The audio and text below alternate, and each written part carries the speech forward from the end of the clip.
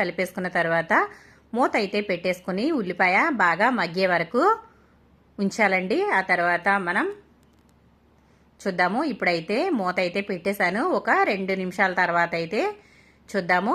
ఈ విధంగా ఉల్లిపాయ సగం అయితే మగ్గింది. ఇప్పుడైతే ఒకసారి మళ్ళీ కలుపుకుని మూత అయితే పెట్టేసుకుందాము. ఈ విధంగా ఉల్లిపాయల్ని పచ్చివాసన పోయే వరకు వేయించుకోవాలి. నాన్ వెజ్ కర్రీస్లో వచ్చేసరికి ఉల్లిపాయ అనేది బాగా వేగాలండి. అప్పుడే మనకి కర్రీ అనేది టేస్టీగా ఉంటుంది.